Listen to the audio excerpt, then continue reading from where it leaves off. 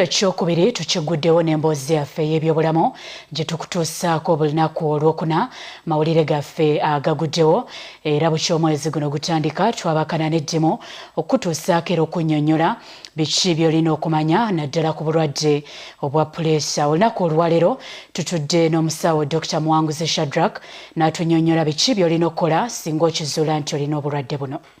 Sabbiti ewedde mu mboozi yaffe y'ebyobulamu twatunuulira obubonero omuntu kw'ayinza okulabira nti alabika alina obulwadde bwa puleesa, ng'olwaleero twagala tumanye engeri gye tuyinza okwetangiramu ekirwadde kino.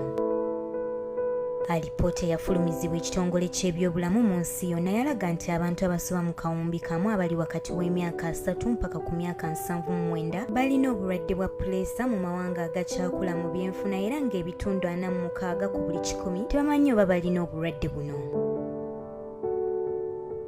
Obulwadde bwa puleesa bwe bumu ku ndwadde ezitugomya bannayuganda, era ng'abasinga tebakimanyi nti bawangala n'obulwadde buno olw'okutya okwekebeza, naye nga kyandibadde kirungi okugenda mu ddwaliro n'omanya butya bw'oyimiridde. Dr. Muwanguzi okuva mu kitongole ki Health Touch Uganda agamba nti singa omuntu azuulibwa n'obulwadde bwa puleesa naddala eya waggulu, omusawo omukugu asobola okumuteeka ku ddagala era n'akkaatiriza nga buli muntu bwe yeetaaga okugenda mu ddwaliro n'amanya butya bw'ayimiridde ku kirwadde kino. Obutafaananako n'endwadde ezisinga obungi, omuntu asobola okubeera nabwo okumala ebbanga ppanvu naye nga tamanyi nti abulina, olw'ensonga nti buyinza obutaleeta bubonero. Kyova olaba tubuyita silent killer, nti bukutwala kisirise. Akaseera kano oyinza okuba nga oli bulungi, toyina wakuluma, okola n'emirimu gyo, naye bugenda okuwungeera oba bugenda okukya ku makya nga wafunye obuzibu obw'amaanyi. Kyova olaba nti tukubiriza abantu ne bw'oba nga toyina bubonero bwonna, kiba kirungi okumanya wa puleesa yo weeyimiridde. Ono agamba nti puleesa ekoseza ddala era obukosefu bw'ereeta tebusobola kwewalibwa naddala ng'omuntu aluddewo okumanya nti alina obulwadde buno.